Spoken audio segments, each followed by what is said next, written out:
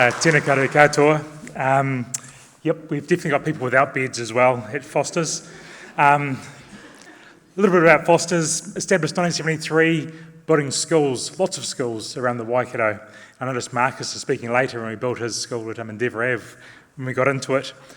We've got, we're a management-owned company, so everyone who works within everyone who owns Foster's is part of the ownership of, works within Foster's. Part of that is growing apprentices, and 4 of our shareholders actually did their apprentices. I want to speak to one of those apprentices, Ben Royfey, who's currently building a little project that looks like that in the middle of town, the Waikato Regional Theatre. So this is someone who didn't know what they wanted to do coming out of school in Taupo, came up to the big smoke of Hamilton, started sweeping floors through a labour hire company, and now is our lead project manager and a 15% share of our construction company 24 years later.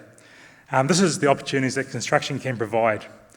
In terms of Foster's, we've got about 220 team members. We've got a development company, construction company here in the Waikato and Bay of Plenty, maintenance company, engineering company, and a precast company. So plenty of diversity there. And the reason why we exist, and we find that this means a whole lot more to the younger people coming through these days, purpose is to create built environments where communities thrive. That's why we exist and what keeps us going. In the construction sector, we've got this, for the 12 months to the end of April 23, there was $2.766 million of consents issued for over 6,000 projects. For the following 12 months, ended April 2024, 1.8 billion of consents issued for 4,611. They're big numbers, and as you saw, they're a big contributor to GDP and employment in the Waikato. But I guess it does highlight how susceptible our industry is to peaks and troughs currently at the moment. And the Waikato is pretty resilient, but everyone is currently doing it a bit tough out there. In saying that, it's a massive contributor to employment in the area, with 11.2% of all people employed somehow affected by construction around the Waikato. I'm going very quickly through this. When we talk about the skills, there is the basic skills of carpentry, quantity surveying, project management and engineering that the industry requires. But more and more there's the specialist skills, health and safety, and in particular that's sustainability. Sustainability plays a huge role in the future of construction and how we do things. As part of that, we've got some technologies, and there's the 3D printing, which I'll show a picture of shortly, but they're building information modelling. For us in construction, it is a very manual trade. There is physically holes that need to be dug, concrete that needs to be poured, nails that need to be hammered in, isn't there, Ben? But when we think about technologies in construction, it is about how do we reduce the number of mistakes from that designing, that planning part of the front end, getting rid of the clashes, ensuring that what we measure twice and we cut once on site to reduce waste. So it's all about thinking through processes, problem solving before we actually physically get to site and physically start building things.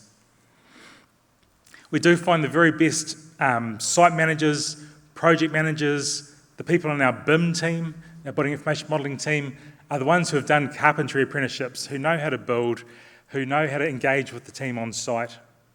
Our industry is becoming increasingly complex, and it does require problem-solving skills to a large degree. Foster's currently has 26 apprentices, and I'm always employing young people and engaging in that.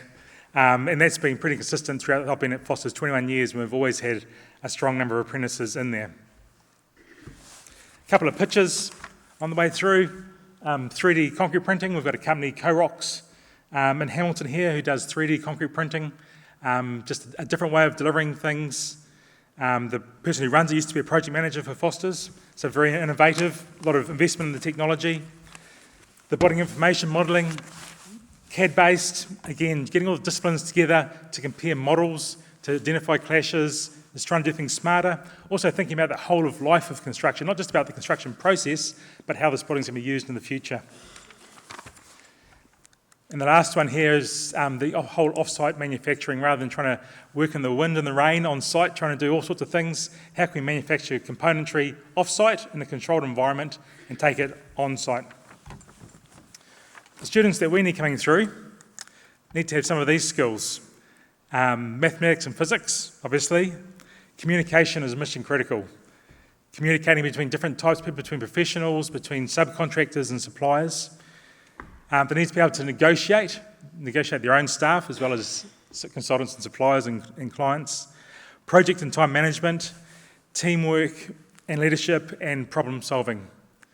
These are all very, very important things within the construction game. And as it gets more complex with rules and the environment changes, we need people who are able to change with it.